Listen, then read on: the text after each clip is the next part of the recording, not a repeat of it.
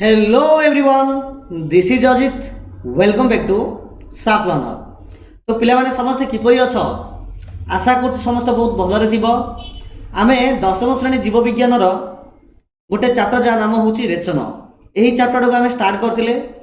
Previous part रे एही रेचन chapter आमे किछि अंश आलोचना करथिले।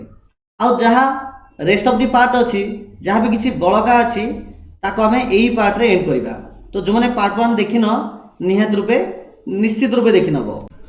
पार्ट 1 आम आलोचना करथिले प्राणी रे रेचन कहले कौन, मनीषर रेचन तंत्र बेली कौन ताहा मदर डिस्कस करथिले। एहा सहित वृक्क कहले आमे काहा को बुझिबा ए सब जिनिस विषय आमे डिस्कस करथिले। आजिर एही वीडियो रे वृक्कर गठन, ग्लोमेरुलसर कार्य, वृक्कर अन्य कार्य, शरीरर अन्य रेचन अंग एवं उद्भिद किपरि करूछि रेचन, एही 5टी पार्ट को आमे एही वीडियो रे डिस्कस करिबा। ठीक अछि, तेणु समस्त वीडियो को आरंभ शेष पर्यंत निश्चित रूपे देखिबा। आपण माने समस्त एठी निहात रूपे देखिथिबे जे आमे मुख्यतः कौन करछे ना पाटी पटी आमे खाउछे नै कि खाइला पर ता हमर खाद्य नळी देई जाउछि पाकस्थळी को, पाकस्थळी जाउछि छिद्रांत, एहा पर बृहतंत्र, तापर मलद्वार देई आमे दुई माध्यम रे छाडी देउछे। से जो छिद्रांत मध्यरु खाद्यर जो सूक्ष्म कणिका गुड़िक कौन होची ना यकृत माध्यम रे बॉडीर प्रत्येक पार्ट रे बा प्रत्येक कोष पाखरे पहुंचुची। पहुंचला परे कौन होची ना जो हमर कोष रही से कोष भितर जो माइटोकॉन्ड्रिया नामक जो गोटे उपादान रही ताहा द्वारा कौन होची ना कोष भितर दहन प्रक्रिया हेई थाउची। से दहन प्रक्रिया द्वारा मुख्यतः एनर्जी बा शक्ति बाहरुची। एहा सहित किछि नाइट्रोजन बा किछि एमोनिया रिलेटेड किछि विषाक्त पदार्थ बाहर थाउची। पुनर्बार से विषाक्त पदार्थ गुडी कौन होची ना आम शरीर रे जदि रहिबो तेबे आम शरीर को बहुत क्षति पहुंचाइबो। सेति से ही एमोनिया रूपक जो विषाक्त पदार्थ अछि ताकू बॉडी रु बाहर करिबा निहाती आवश्यक। सेही एमोनिया रूपक जो विषाक्त गैस अछि ताहा मुख्यतः आम बॉडी रे यूरिया नले यूरिक एसिड, मुख्यतः मनुष्य मानक शरीर रे यूरिया एवं पक्षी आ सरीसृप मानक शरीर रे ताहा यूरिक एसिड माध्यम रे थाउछि। ठीक अछि, तो से पशु मानक शरीर रे जो यूरिया और यूरिक एसिड आकर जो एमोनिया रहउछि ताहा मुख्यतः आम बॉडी रु रेचन क्रिया द्वारा बाहर को बाहरी थाए। तो जदि मनीष कथा कहबा तो मनीष रे रेचन क्रिया को संपादित करथौछि बॉडी रो दुईटी पार्ट, गोटे होछि आम बॉडी रो वृक्क आ गोटे होछि चर्म। तो वृक्क विषय आमे डिस्कस करूथिले। आपण माने वर्तमान देखि पाउथिबे वृक्कर गठन। तो आम बॉडी रे ए टाइप रो दुईटी वृक्क दुई पट अछि, जहा कि आपण माने एठी निहात रूपे देखिथिबे। देखंतु एटा होछि हमर शरीर, ए शरीर देखंतु एटा होछि गोटे वृक्क, एटा होछि गोटे वृक्क। तो ए वृक्क रो एनलार्ज बा बड़ जदि पिक्चर आमे देखिबा कि ए प्रकार देखा जिवो। ठीक अछि, तो चालू तार प्रत्येक पार्ट सह आमे टिके परिचित होबा। तो वृक्क रे पिला माने एई जो पोर्शन डी रहिला आकू कॉर्टेक्स बेली कहआ जाय। एही पोर्शन को कहआ होछि मेडुला। एई जो भितर जो खाली अंचल अछि ताकू कहआ होछि गवेणी बस्ती। एही जागा रो कहआ होछि हाइलेम बोली कहआ जाय। एडा होछि वृक्ककीय शिरा, ये होछि वृक्ककीय धमनी, एडा होछि मूत्र सारणी। ठीक अछि, एति किछि अंश अछि। एहा पर कोन होछ देखो, एई जो मूत्र सारणी जाकू इरेटर बोली कहआ जाय, एही इरेटर आसीबो ए पिक्चर देखंतु टिके आपण क्लियर हेई परिबे। एडा होछि से मूत्र सारणी दुई, ठीक किडनी रो दुईटी मूत्र सारणी आसिला आसी एडा होछि मूत्राशय, जेउठरे मूत्र आसी स्टोर हेकी रहइबो। तापर मूत्र मार्ग माध्यम रे ता बॉडी रो बाहर को चली जीवो। ठीक अछि, तो सर्वप्रथम आमे वृक्कर गठन विषय आमे टिके अधिक डिस्कस कर देबा। ठीक अछि, देखो तो एडा जो वृक्क अछि, ए वृक्क भितरे ए जो तमे जो टोपा टोपा गुडी को देखुछ, ए टोपा टोपा गुडी को होछि बहुत सारा नेफ्रॉन। आ नेफ्रॉन देखियो किछि ए प्रकार, अर्थात गोटे गोटे वृक्क भितरे एही टाइप रो जो नेफ्रॉन अछि ताहा लक्ष लक्ष संख्यक अछि। कह जाए प्रत्येक वृक्क रे 10 लक्ष रु केते लक्ष रु ना 10 लक्ष रु अधिक संख्यक ए प्रकार नेफ्रॉन रहिछि। ठीक अछि, ए जो नेफ्रॉन अछि, नेफ्रॉन रो देखंतु गोटे पार्श्व गोटे सी टाइप रो देखा जाए। ठीक अछि, गोटे पार्श्व सी टाइप रो देखा जाए, अन्य एक पार्श्वटी तळक ए प्रकार लंबे कि थाए। ए जो पार्श्वटी जो सी टाइप रो देखा जाउछि, एई पार्श्वटी को कहउछि बाउमैन्स कैप्सूल बोली कहा जाए। मन रखंतु ये जो सी टाइप रो जो गोटे पार्श्व अच्छी नेफ्रॉन रो आर ए पूरा रो ना होची नेफ्रॉन ठीक अच्छे ए नेफ्रॉन रो ये जो पार्श्वटा अच्छे सी टाइप आपको बायोमाइन्स कैप्सूल बोली कह जाए यही बायोमाइन कैप्सूल रो यही जो जगह पूरा खाली थाए माने किछि न थाए हठात कौन हुए गोटे रक्तवाही नली आसे इमिति आसला परे एडु कौन हो बहुत शाखा प्रशाखा से विभक्त हो जाए से शाखा प्रशाखा जाक कौन हम ये जो बायोमाइन कैप्सूल थी ये बायोमाइन कैप्सूल भितर एमती गुड़े गुड़े जीवर जमी एक्जिस्ट बाटा आसो से सब जो रक्तवाही नलीटा जो अलग अलग हो से जगह ये मिसीज मिसिक इमिति बाहर को जीव ठीक अच्छे तो ये एंट्री कला ये गुड़े तुड़े है ये एक्जिस्ट कला इमिति किसी फॉर्मेट अच्छी तो जो रक्तवाही नलीटा ये एंट्री कर आपको कहुच्छी एफरेंट उपधमनी बोली कहुए मन रखु ये जो एंट्री कला आपको कह एफरेंट उपधमनी ये गुड़े तुड़े हम तापर जमी बाहर से सिंगल पीस ही बाहर यह कहुच्छी इफरेंट उपधमनी बोली कहुए ठीक अच्छे भितर को एंट्री कला एफरेंट उपधमनी गुड़े तोड़ी है एक्जिस्ट कला सिंगल होकर इफरेंट उपधमनी कहुए तो भितर एंट्री करुच्ची गुड़े तोड़ी होची और बाहर अर्थात एफरेंट उपधमनी गुड़े तोड़ी और एफरेंट उपधमनी ये पूरा जो फॉर्मेट अच्छी आपको कहुच्छी ग्लोमेरुलस बोली कहुए ठीक अच्छे आपको कहुच्छी ग्लोमेरुलस बोली कहुए तो इमिति आसिक जो जाऊँगी आपको कहुच्छी ग्लोमेरुलस ये जो सी टाइप रो गोटे आकृति अच्छी आपको कहुच्छी बायोमाइन्स कैप्सूल बोली कहुए तो एक्चुअली कौन हो देख ए प्रकार जो सिस्टम ये पूराटा को आम कह नेफ्रॉन कहीपर ठीक अच्छे माने ये जो सी सहित एटा सहित तलटा सब जाक कहुच्छी नेफ्रॉन बोली कहुए किंतु ये जो सी अच्छी आ ये जो रक्तवाही नली अच्छी केवल ये दुईटा को कहुच्छी मालपिजियन पिंड बोली कहुए मन रखु मालपिजियन पिंड ये सी एवं ये रक्तवाही नली जो थे एफरेंट उपधमनी और इफरेंट उपधमनी जीव केवल यही दुटा को मिसेक कह मालपिजियन पिंड बोली कह सहित तल रडटा जब मिसा हम पूराटा कह नेफ्रॉन बोली कह और ये प्रकार नेफ्रॉन गोटे किडनी भितर 10 लाख अधिक संख्यक थाए ठीक अच्छे यापर देखु जिते ब्लड यही एफरेंट उपधमनी भितर को आसे ठीक अच्छे ब्लड कौन हम जो रक्तवाही नली अच्छी जो एफरेंट उपधमनी अच्छी एफरेंट उपधमनी भितर दे आसला ये जो गुड़े तोड़िकी अच्छी या भितर प्रवाहित हम प्रवाहित है सी कौन हम ना ये बहुत सारा प्रतिबंधक थाए यही रक्तवाही नली मध्य मीन्स किसी छणा जो प्रकार छणा जाऊँगी घरे जो प्रकार घरे चा छणा जाऊँगी से प्रकार किसी एनवायरनमेंट यही रक्तवाही नली मध्य थाए ठीक अच्छे जहाँद्वारा कौन हो रक्तटा छाणी हो जाए रक्तटा जो छाणी हो जाए तो आवश्यक उपादान गुड़िक छाणी हो जापे ना आ जो जाक अनावश्यक गुड़िक से गुड़िक गलिक चली जाए गली गला कौन हम ये जो सी टाइप बायोमाइन कैप्सूल जो देखुं आ भितर से जाक शोषी होगी ठीक अच्छे से जा कौन हम शोषी होगी ओके जमी शोषी होगी एवं यहाँ देखो ये पोर्सनटा ये देखो ये टाइप अच्छे ना ना देखो ये पूरा पोर्सन ये टाइप अच्छी तो जमी देखो ये भितर गला रक्त यहाँ कह एफरेंट उपधमनी यहाँ बाहर इफरेंट उपधमनी बाहर तो जिन एफरेंट उपधमनी जाइथिबो यह द्वारा कौन हम देखो तिरुचिन्ह गोटे अच्छी ये कौन हम ना जो दूषित पदार्थ गुड़िक जो एमोनिया जो यूरिया गुड़िक थी से जगह शोषिकी पलि आस तो यूरिया गुड़िक जो शोषिकी आस सहित किसी ग्लुकोज पलि आस किसी आवश्यक उपादान कौन हम ये जो सी टाइप स्ट्रक्चर अच्छे भितर को पलि आसो इमिति प्रवाहित हो आसो इमिति प्रवाहित होपर यहाँ हूँ गोटे यहाँ गोटे नली गोटे पाइप थी जार ना हूँ संग्राही नली बोली कहूँ ठीक अच्छे संग्राही नली ये संग्राही नलीर जिन यही पार्श्व सहित पूरा गोटे कनेक्शन है गोटे नेफ्रॉन कनेक्शन है यहाँ आउ गोटे पार्श्व अच्छी तो ये प्रकार स्ट्रक्चर टी ये थी ये मत ये कनेक्शन होती ये मत से गोटे कनेक्शन होमि थी इन्हें कनेक्शन होती इमि थी इमिति ये कनेक्शन होती इमि थी यहाँ से कनेक्शन हो ये प्रकार संग्राही नली सहित प्रत्येक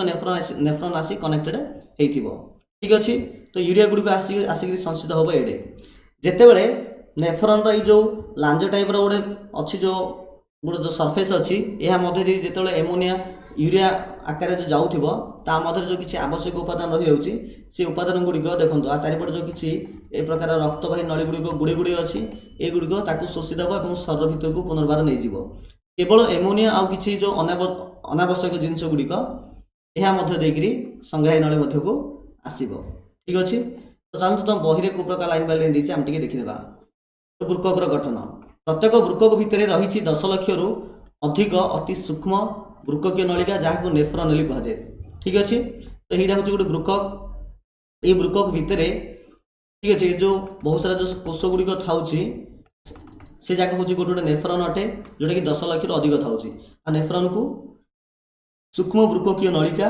मूत्रजन नलिका नेफ्रन बोली कहुए। प्रति बृककीय नलिकार प्रति नेफ्रन गोटे पार्श कप बा गिना आकृति थाए जोटा कि आम ये देखिले हूँ जो गिना आकृति था ये गिनाटा को कहुच्छे बायमैन्स कैप्सूल बोली कहुए। ठीक अच्छे कप आकृतिर पार्श्वटी को बृककर बाहर पटू मुहाई थाए आई कप को बायमैन्स कैप्सूल बोली कहुए कहीं ना बायमैन्स कैप्सूल ये कहुच्छी विलियम बाउमैन यहाँ आविष्कार करते विलियम बाउमैन जे 1816 रु 1842 मसीहा पर्यटन से जे बंची थे से टाइम पीरियड से कही। ठीक अच्छे प्रति नेफ्रन सह संयुक्त हो रही बृक्षकीय धमनी यहाँ को बृक्षकीय धमनी कहूँ जहाँ बायमैन कैप्सूल आ सहित बृक्षकीय धमनी जोटा कि भितर को एंट्री गला गुड़ी तुड़ी है बाहर को बाहर एफ्रेंट उपधमनी इफ्रेंट उपधमनी प्रति नेफ्रन सह संयुक्त हो रही बृक्षकीय धमनीर गोटे लेखे सूक्ष्म शाखा जहाँ को एफ्रेंट बा अंतभाई उपधमनी कहूँ एंट्री गला अंतभाई उपधमनी यही नेफ्रन भितर बेले ये जो बायमैन कैप्सूल भितर प्रवेश कर अनेक अति सूक्ष्म शाखा प्रशाखा बा कैशिक नली परिणत होता है। ये सब कैशिक नली परस्पर सह पुणी मिसी द्वारा इफ्रेंट उपधमनी जात हुए तो मिसिया द्वारा कौन हम इफ्रेंट देखो भितर एंट्री गला एंट्री कर बहुत सारा शाखा प्रशाखा विभक्त है एक्जिस्ट समय आसो सिंगल डोर हो बाहरी जोड़ा बाहर इफ्रेंट उपधमनी बोली आम कहीपर। कैशिक नली गुड़िकर प्राचीर खूब पतला ये जो एफ्रेंट उपधमनी इफ्रेंट उपधमनी कहला आपको ये कैशिक नली कही तो कैशिक नलीर जो ऊपर सरफेस गुड़िक थाए ता बहुत पतला थाए तापर ये दुईटी उपधमनी सह संश्लिष्ट कैशिक नलीर ये गुच्छ को ग्लोमेरुलस कहुए जोटा कि मुझे वीडियो आरंभ में कहूली यहाँ जीव ये गुड़े तुड़ी हम बाहर ये पूराटा कहुच्छी ग्लोमेरुलस बोली कहुए। बायमैन कैप्सूल कप रे यह जोखी होता है तो बायमैन कैप्सूल सहित यहाँ कौन हो पूरा लगिकी खाऊँ। ठीक अच्छे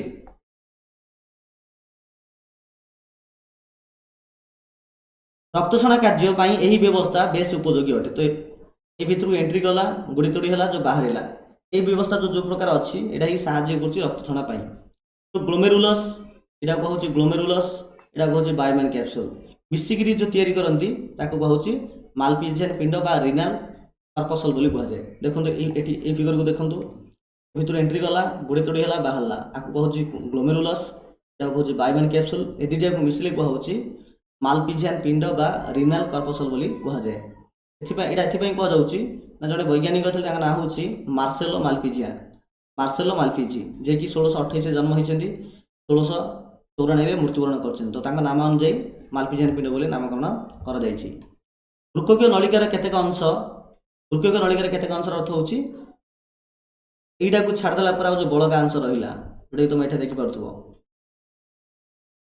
बायमैन कैप्सूल व्यतीत जो भी बड़का अंश अच्छी बृकक भितर गुड़े रही शेष मुंडटी मूत्र ए भितर गुड़ी गुड़ी रहे शेष अंशटी आसो गोटे संग्राही नली था संग्राही नली सहित कनेक्टेड होता मूत्र संग्रह नली गुड़िक एकाठ हो बृक भितर सी कहे ये मूत्र संग्रह नली गुड़िक कौन हम जमी एठार देख गोटे जोड़े 3टा 4टा 5टा 6टा 7टा 8टा 9टा अच्छी से प्रकार आ पाखे आउटे थी ये प्रकार एमती किसी बाहर थी आउट थी ये इन लगी तो प्रत्येक सहित गोटे गोटे जो आम था नेफ्रन था कनेक्टेड हो ठीक अच्छे आ गोटे गहर भितर को खोलता है गहर बोले कौड़ा ये देखूँ यहाँ हूँ आम बृकक अच्छी बृकक यहाँ हूँ से खाली जगह जहाँ को गभिणी बस्ती कहुए तो ये प्रकार जो स्ट्रक्चर अच्छी ये स्ट्रक्चर द्वारा कौन हो कनेक्टेड होता संग्राही नली सहित ये प्रकार बहुत गुटे संग्राही नली आसिक कनेक्टेड हो जगह सहित ठीक अच्छे तो ये प्रकार स्ट्रक्चर तुम ये सब देखा पाइब एड देखा पाइब तो ये जो संग्रह नली गुड़िक कौन हम सब जगह मिसिकी ये जो गभिणी बस्ती नाम गोटे खाली जगह अच्छे भितर खोलिकी थी तापर ये गभिणी बस्ती आउ गए पाइपटे थी जहाँ को मूत्र सार नली कहूँ तो ये संग्राही नली मध्यम कौन हम मूत्र आसो गभिणी बस्ती को गभिणी बस्ती मूत्र सारणी देकर मूत्र बाहर को जीव ये देखूँ किडनी हूँ जो बृकक हूँ ये टाइप अटे ये मूत्र सारणी मूत्र गुड़िक आसला दीपट किडनी आसिक मूत्राशय आसिक संचित हम जो यहाँ पूरा फुल होमको लगे एक आम जा एक बसिया ठीक अच्छे। तो ये प्रकार किसी सिनारियो अच्छी। बर्तमान आम बृककर गठन विषय सरला। ए देखा ग्लोमेरुलसर कार्य कौन अटे। बर्तमान कही रखी ग्लोमेरुलस तो कौन एफ्रेंट उपधमनी एंट्री कला उड़े तोड़ी है बाहर इफ्रेंट उपधमनी आपको कहे ग्लोमेरुलस कहुए। ठीक अच्छे एक्चुअली जहाँ भी किसी रक्त छणा कार्य यही ग्लोमेरुलस रे का होता है। तो ग्लोमेरुलस रे रक्त छणा कार्य संपादित होता है। ग्लोमेरुलस भितर थिबा अति सूक्ष्म रंध्र दे रक्त रे थिबा रक्त कणिका और किसी बड़ अणुविशिष्ट प्रोटीन परिसृत हो पारे ना। तो ये जो रक्तवाहिनी जो नली अच्छी जहाँ ग्लोमेरुलस आम कहे ताहा मध्य देकरी रक्त कणिका गुड़िक किसी बड़ बड़ प्रोटीन गुड़िक जहाँकि आम बॉडी दरकार ताहा छाणी हो जापे ना। तेणु ये दुटा जिनस को छाड़ा पर अन्य जो भी उपादान गुड़िक अच्छी जमीक जल glucose amino acid urea uric acid creatine sodium potassium chloride ये सब जिनस गुड़िक कौन हम ना यही जो बायोमेन कैप्सूल देकर भितर को एंट्री मार। ठीक अच्छे किंतु कौन हम यही जो उपादान भितर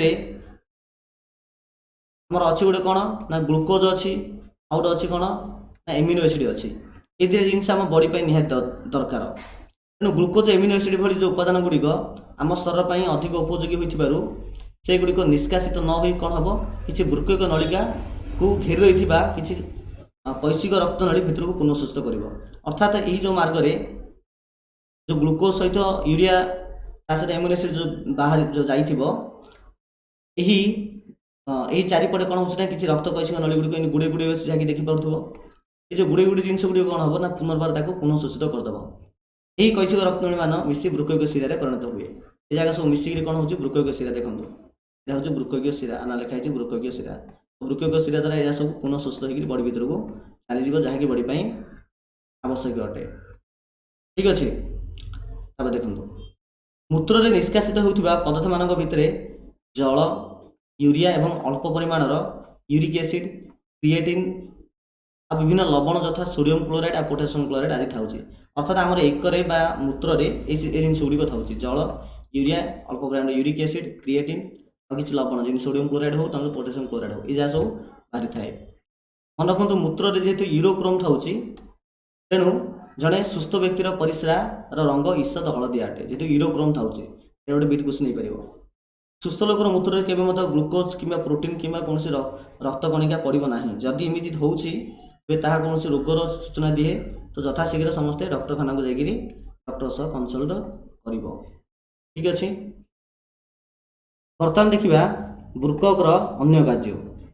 देख वृक्कर अन्य कार्य हूँ कौन अन्य कार्य गुड़ कौन अच्छी जिनकी सी है माने शरीर यूरिया यूरिक एसिड तो सी बाहर कर यह सहित शरीर जल धातव लवण परिमाण को सी नियंत्रण रखिब रक्तर जो अम्ल बा एसिडिटी अच्छी जो बेसिक नेचर अच्छी ताकू नियंत्रण करिब शरीर जो रक्तचाप अच्छी ब्लड प्रेशर अच्छी ताकू मध्य नियंत्रण करिब ता सहित एरिथ्रोपोएटिन नामक गोटे हार्मोन क्षरण करिब जहाँद्वारा लोहित रक्त कणिका तैयारी हो पारिब।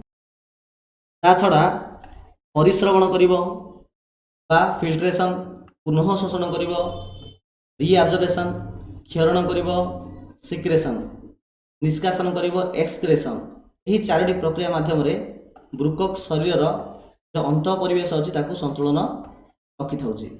बुझिपार मन रख ये चार्टा प्रोसेस परिश्रवण पुनः शोषण क्षरण और निष्कासन ये चारोटी प्रोसेस माध्यम कौन होना वृक्क शरीर अंत परिवेश को बजाय रखुची मेंटेन करुच्ची। देखा शरीर आमती किसी अंग अच्छी कि जहाँकि रेशन अंग टाइप काम करे आंसर हूँ हाँ यह हूँ चर्म। शरीर बज्यवस्तु किसी परिमाण झाड़ आकार चर्म देकर निष्कासित होता है। झाड़ तैयारी चर्मर गोटे अन्यतम कार्य अटे एथि चर्मर किसी विशेष व्यवस्था रही जहाँ स्वेद ग्रंथि बोली कहुचे। रक्तरू धातव लवण और सामान्य यूरिया शोषित हो झाड़ आकार में आम शरीर बाहर को चली जाए। झाड़ बाष्पीभूत होगा फल शर शीतल होता है। पाकतंत्र सह जड़ित जो यकृत अच्छी सी किसी बज्यवस्तु निष्कासन कर साहाय्य करे।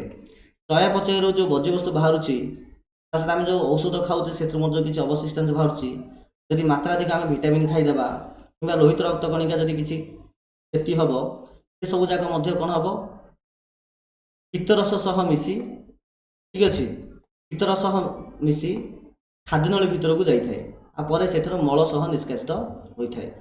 आम बुझिले जे चयापचय जो भी किसी बज्यवस्तु बाहर जमी कि औषधर अवशिष्टांश मात्राधिक भिटामिन आरबीसी जदि खंड विखंडित हो जाए सब पित्तर सह मिसिक खाद्यनली भितर को पलैब आ दुई बा झाड़ा बटिया ताहा बॉडी बाहर को चल जाव। या छड़ा आम जो निश्वास छाड़ुचे माने अम्लजान नौचे निश्वास छाड़ुचे आम जो कहूचे तो निश्वास जो छाड़ुचे से कौन हो किसी अंगारकाम्ल जलायस आगे ताहा निष्कासित हो जाउछि। बर्तमान देखिए इंपोर्टाट होची उद्भिद किपरि रेचन क्रिया करुछि।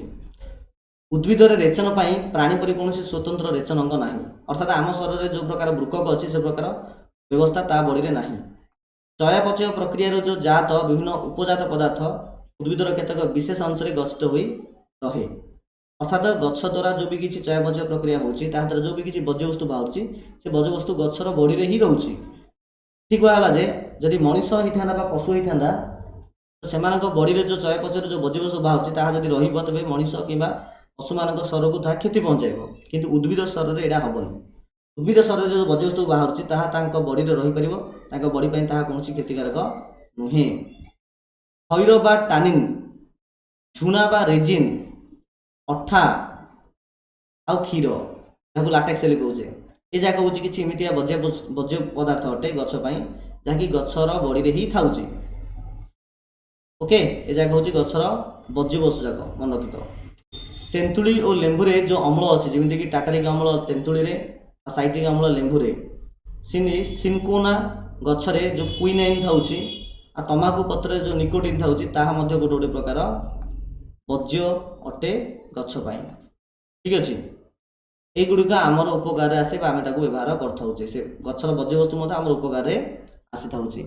अदरक पदार्थ गुड़िक जो उद्भिदर क्षति हो न था सुतरां स्वतंत्र रेचन अंगर तार कौन से रही आवश्यकता ना। सहित उद्भिद जो पत्र जो स्टोमाटा था से स्टोमाटा के कौन होना गछ श्वासक्रिया संपादन करुँचा गछर गोटे रेचन अंग बोली आम कहीपर। उद्भिद माने बज्यवस्तु मुक्त रहा विभिन्न उपाय अवलंबन करते जमीक उद्भिद शरीर में जो बड़का पानी कौन होना उच्छेदन प्रक्रिया वायुमंडल को चली जाऊँगी यहाँ गोटे रेचन आम कहीपर। अनेक उद्भिद बज्यवस्तु गुड़िक कोष मध्यस्थ रसधान संगृहीत होता है आ स्थल विशेष से गुड़िक पत्र संगृहीत हुए पर बज्यवस्तु भरा पत्र झड़ी सुखी जाए अर्थात गछर पत्र जो सुखी झड़ी जाऊँगी से सुखिला पत्र कौन होना गछर जो भी किसी बज्यवस्तु होती पकई दौर माने से सुखिला पत्र भितर रखाई जाऊँगी पत्र जमी झड़ी जाऊँगी से बज्यवस्तु बॉडी बाहर को चली जाऊँगी। रेजिन और टानिन परी बज्यवस्तु गुड़िक परिपक्व जाइलेम संगृहीत होता है। ठीक अच्छे तो ये प्रकार पिला माने आमे पूरा पाठ को आम ये डिस्कस करदे जहाँकि मुख्यतः आमर रेचन चैप्टर को आधारित करिथिला। ठीक अच्छे तो आशा कर समस्त को यही जो चैप्टर टी एकदम कॉन्सेप्ट क्लियर हो सारी तथापि जब किसी डाउट रही जाऊँगी कमेंट सेक्शन में कमेंट्स करूँ मुझे परवर्ती वीडियो समाधान नहीं आसापी चेष्टा करी। ठीक अच्छे तो जो मैंने पार्ट 1 देखी नब यही वीडियो एंड स्क्रीन हो कि वीडियो डिस्क्रिप्शन रे कि आई कार्ड तुमको प्रोवाइड कर दिया। Okay thank you so much.